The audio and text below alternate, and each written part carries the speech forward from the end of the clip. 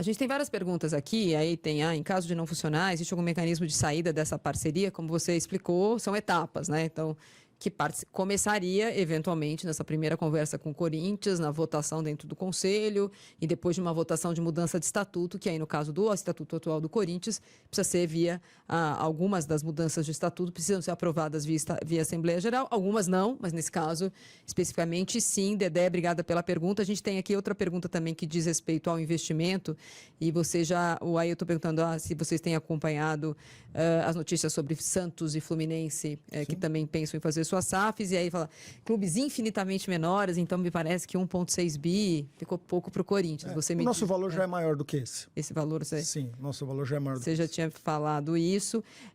Temos várias perguntas aqui e ainda há uma confusão, por isso que eu vou voltar nessa pergunta, não sei exatamente se foi na hora que a gente teve a questão do vídeo e áudio, que é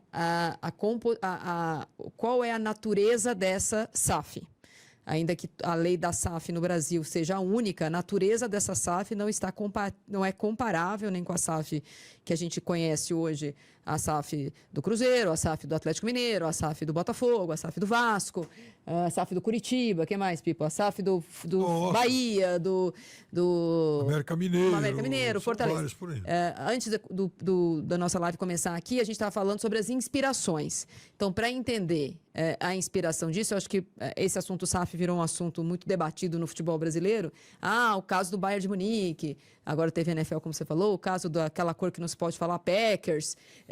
Queria que vocês falassem da inspiração e por que que nesse caso, acho que é importante explicar isso muitas vezes, porque tem muito a ver com o vídeo que vocês falaram.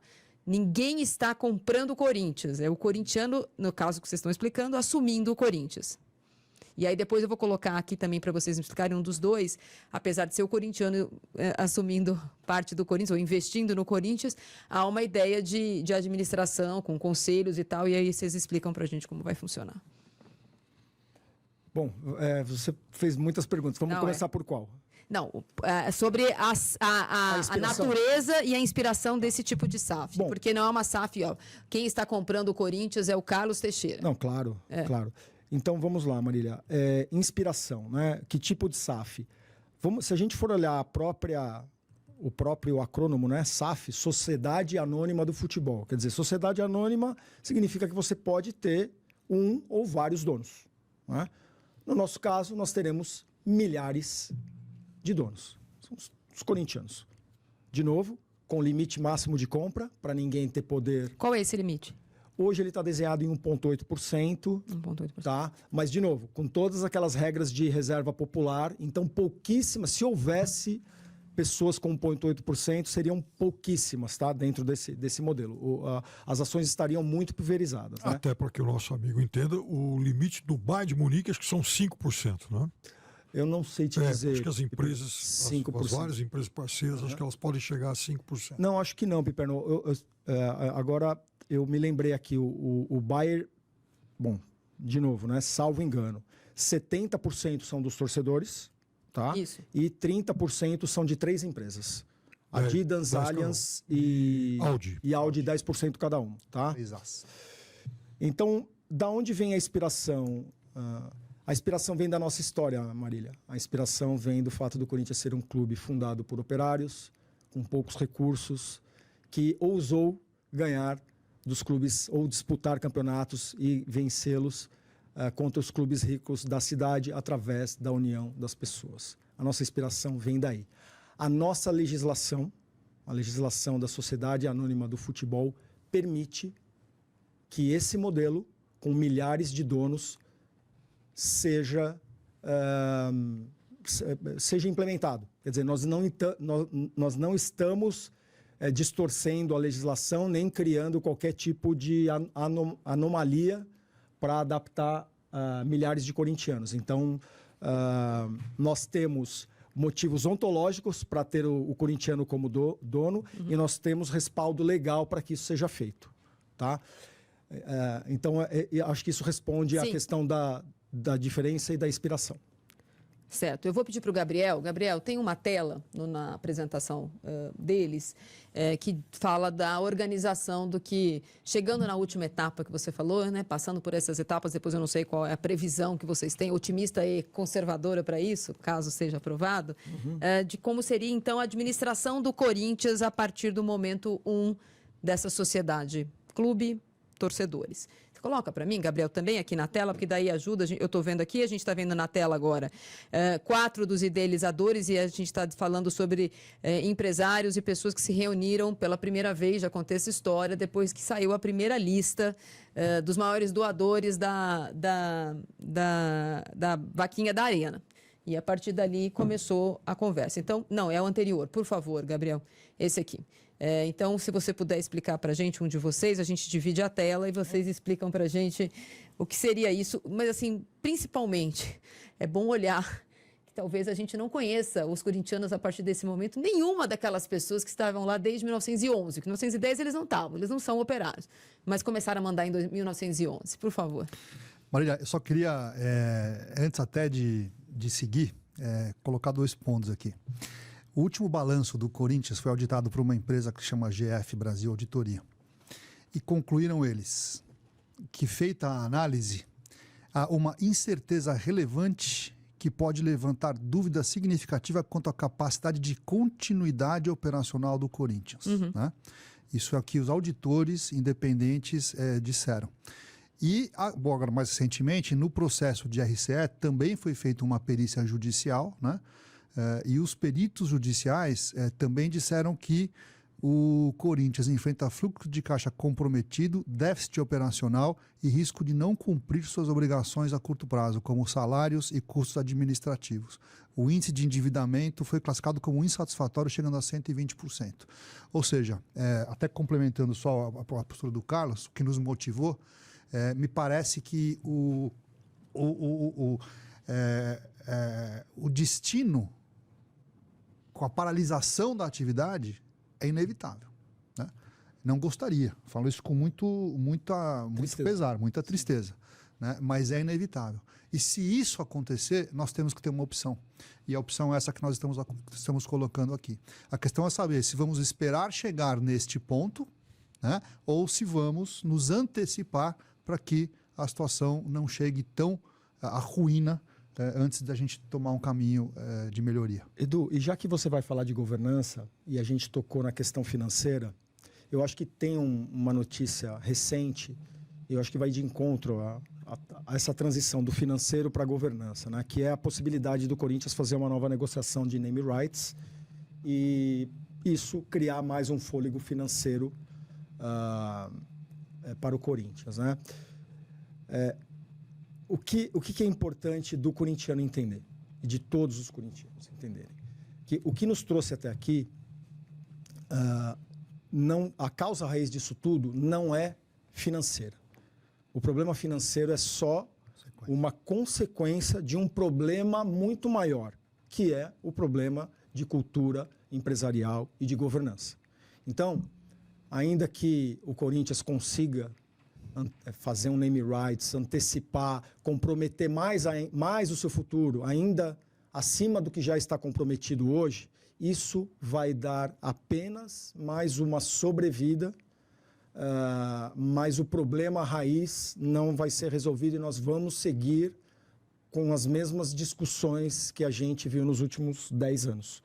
Então, não se trata apenas de fazer um aporte financeiro, se trata de implementar uma cultura de gestão totalmente diferente. Aí eu passo a bola para você, Edu, para poder falar sobre isso. Bom, indo ao quadro, né, como falamos até então, de um lado temos o Parque São Jorge, que faria uma transferência das propriedades do futebol para a Safiel, que está na coluna do meio aqui. E de outro lado, os torcedores, então já investidores e investidores institucionais, relembrando, torcedores com ações com direito a voto, investidores institucionais apenas investidores sem direito a voto, e a Safiel ela teria praticamente 2 blocos ou 2 donos. De um lado, o Parque São Jorge e seus respectivos associados, e de outro lado, essa invasão fiel com todos os seus investidores torcedores. Nessa segunda camada, que seria a camada de estratégia e governança, nós teríamos uma Safiel gerida por um grupo de órgãos, né, sendo o primeiro deles e mais importante o Conselho de Administração, que são pessoas eleitas pelos seus acionistas, né, com direito a voto, pessoas provenientes do mercado, pessoas com qualificação técnica, pessoas com experiência, pessoas sem viés político nenhum. Sem ligação ao Parque São Jorge. Sem ligação ao Parque São Jorge, sem ligação a outra SAF. Sem ligação ao Parque São Jorge! Sem ligação com outra SAF, sem ligação com arbitragem, com empresários, com pessoas que possam gerar algum tipo de conflito de interesse, ok? Com metas bem definidas, objetivos a perseguir, tá? E esses conselheiros, eles, nesse viés aqui da terceira camada, eles nomeariam os executivos, que é a camada de gestão executiva, né, que seria a terceira camada lá embaixo, seria um presidente ou um CEO, também profissional de mercado, pessoas escolhidas a dedo, né, e ela sim teria como suporte todos os demais diretores para poder levar a cabo os objetivos que lhe foram dirigidos. E você tem os órgãos de apoio, quer colocar, Carlos? O Conselho Fiscal, enfim, complementa só para... Sim, só falando sobre o Conselho de Administração, e esse foi um debate bastante caloroso dentro do nosso grupo nos últimos 30 dias, né? Quer dizer, como é que a gente monta o melhor Conselho de Administração para essa organização? E foi consenso de todos que o melhor modelo é o modelo do Conselheiro de Administração independente, que é esse que não tem vínculo com nenhum sócio. Tá? Entretanto, olhando para modelos como o do Bayer, por exemplo, tá?